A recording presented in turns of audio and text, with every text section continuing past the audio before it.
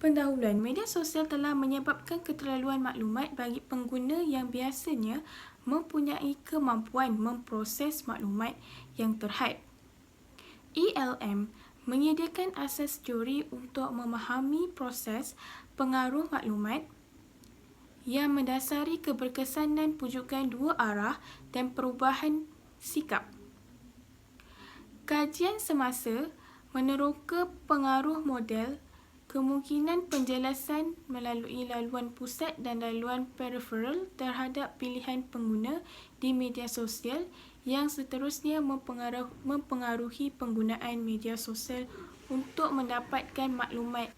Elaboration Likelihood Model ELM terdapat dua cara yang berbeza di mana orang memproses komunikasi iaitu laluan pusat dan laluan periferal. Ciri-ciri terpenting yang mempengaruhi kontinum elaborasi adalah motivasi, kemampuan, keterlibatan dan revelasi isu tentang mesej. Subjek yang menunjukkan tahap motivasi yang lebih tinggi juga lebih dekat ke laluan pusat ELM, sementara subjek dengan tahap yang motivasi yang lebih rendah dicirikan oleh laluan periferal ELM. Kemampuan yang lebih rendah memproses mesej dicirikan oleh laluan ELM periferal, sementara kemampuan memproses mesej yang lebih tinggi dikaitkan dengan laluan pusat ELM. Laman media sosial telah mengalami lonjakan pangkalan pengguna yang luar biasa dan merevolusikan cara maklumat dihasilkan dan disebarkan dalam masyarakat moden. Pengguna maklumat, penyebaran tingkah laku media sosial telah memudahkan proses penyebaran maklumat. Pengilang dan peruncit boleh mencetuskan wabak sosial yang dapat membantu mempromosikan jenama dan kehadiran mereka di internet dengan cepat dan dengan kos yang lebih rendah. Apakah itu credibility platform media sosial? Penyelidikan menunjukkan bahawa aspek permukaan bersebahar relevan dengan penilaian credibility platform media sosial, seperti reka bentuk antara muka laman web. LEM telah membuat kajian ke atas Facebook dan hal ini mendapati Facebook hanya menyokong perubahan bahasa tetapi tidak menyokong perubahan ke atas latar belakang dan warna. Credibility platform media sosial terbahagi kepada 3 perkara. Yang pertama adalah kebergantungan platform media sosial. Perasaan atau persepsi bahawa tidak mempunyai alternatif selain media khusus untuk mendapatkan maklumat mengenai realiti. Sebelum ini, pengguna lebih menggunakan Facebook kerana mereka selesa dan mempercayai maklumat yang disampaikan dalam media tersebut. Kedua ialah interaktiviti, kemungkinan pelibatan dalam interaksi, kemudahan interaksi yang dirasai dan tahap hubungan yang diaktifkan. Hasil kajian mendapati bahawa pengguna lebih cenderung mempercayai maklumat dengan cara melihat dari tahap interaksi yang lebih tinggi dalam media sosial. Sebagai contoh, Facebook yang mendapat like atau tanda suka yang tinggi. Yang ketiga ialah ketulusan platform media sosial. Kesediaan individu untuk berkongsi maklumat secara bebas dan terus terang dengan orang lain pada media tertentu. Sebagai contoh, penulis blog yang mendalam dan bernas, hal ini menyebabkan pengguna mempercayai maklumat yang disampaikan. Apa itu credibility message? Credibility message ialah penilaian berdasarkan penerima yang merangkumi persepsi objektif terhadap credibility message dan penilaian subjektif credibility platform media sosial. Credibility message terbahagi kepada dua, iaitu kekuatan hujah dan kualiti maklumat. Kekuatan hujah kita dapat menilai sama ada hujah tersebut meyakinkan atau sah untuk menyokong kedudukannya dengan cara kelengkapan dan logik mesej yang disampaikan. Hal ini dapat mempengaruhi sikap penerima. Kualiti maklumat. Maklumat yang diperoleh akan dinilai sama ada ia sesuai atau tidak. Menurut model elaboration likelihood, orang mengkoordinasikan komunikasi dengan penilaian subjektif dan hujah diterima sebagai sedikit maklumat dalam mekanisme ini.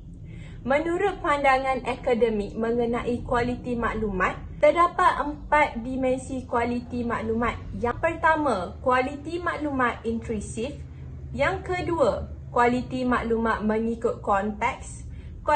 Yang ketiga, kualiti maklumat perwakilan. Dan yang terakhir, kualiti maklumat kebolehcapaian. Hal ini kerana gaya penyampaian mesej amat penting untuk menarik kepercayaan pengguna.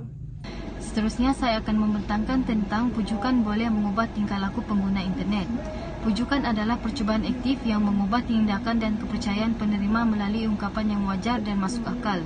Seterusnya ialah pengguna lebih suka rakan yang boleh dipercayai ataupun maklumat yang datang dari orang asing dalam talian berbanding daripada iklan tradisional. Seterusnya ialah laluan pesat ILM meyakinkan orang yang mempertimbangkan pelbagai maklumat dengan teliti. Yang terakhir ialah petunjuk peripheral seperti kesan subjektif meyakinkan orang yang tidak mempunyai motivasi ataupun kemampuan. Seterusnya ialah perendaman fokus. Ditafsirkan sebagai sejauh mana individu itu terlibat dengan tugas ataupun objektif. Seterusnya ialah berkaitan dengan satu dimensi aliran, iaitu penghasilan yang tertumpu. Seterusnya ialah aliran adalah perasaan terbaik dan pengalaman optimum dalam kehidupan manusia yang ditaklifkan sebagai satu sensasi holistik yang dirasai oleh individu yang bertindak. Seterusnya ialah perkembangan hipotesis, hubungan antara perubahan dalam penglibatan isu dan perubahan sikap. Pujukan ialah pengubahsuaian kepercayaan dan sikap peribadi berdasarkan tafsiran mesej. Sistem maklumat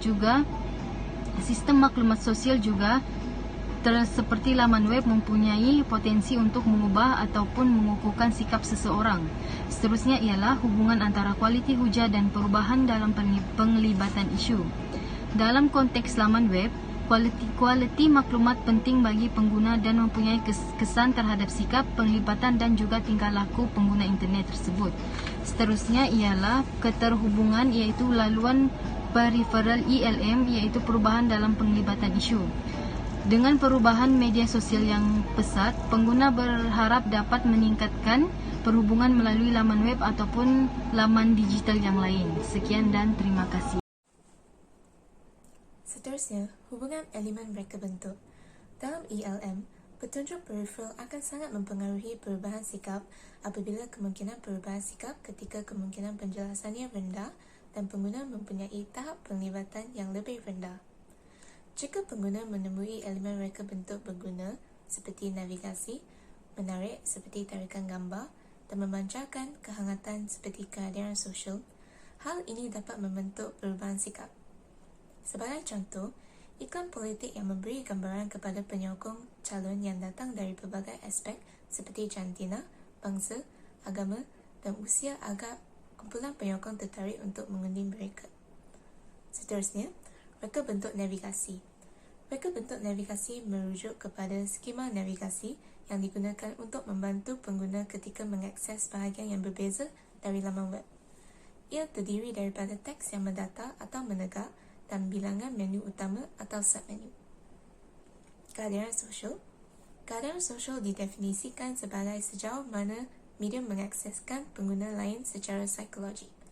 Hal ini menunjukkan hubungan manusia secara kepribadian, ketenangan dan kepekaan. Apabila interaksi terjalin dapat menarik kenikmatan dan kepercayaan pengguna di dalam talian, reka bentuk laman web yang merangkumi kandungan teks, audio atau video dapat menyampaikan kehadiran sosial. Kesimpulan, kajian ini secara sistematik meneroka pengaruh elaboration likelihood model laluan pusat dan laluan peripheral terhadap pilihan pengguna di media sosial, yang seterusnya mempengaruhi penggunaan media sosial untuk mendapatkan maklumat. Kami menerapkan ELM sebagai kerangka teori menyeluruh dan mengikuti laluan pusat dan laluan peripheral untuk berteori hubungan dalam cadangan ini. Dengan populariti penggunaan platform media sosial, terdapat potensi yang lebih besar untuk menyebarkan maklumat yang salah. Media sosial mempunyai kesan yang meningkat terhadap bagaimana semakin banyak orang mendapat maklumat yang mereka perlukan dan hampir mustahil untuk mengabaikan kebijaksanaan kolektif di media sosial. Oleh itu, kemampuan menilai maklumat yang boleh dipercayai menjadi lebih penting. Pengguna media sosial perlu memperhatikan kredibiliti maklumat kerana kabar angin dalam talian boleh menyebabkan kemudaratan serius kepada individu dan masyarakat seperti yang dilihat terutamanya oleh maklumat yang salah atas topik COVID-19 hari ini. Itu sahaja daripada kami. Terima kasih.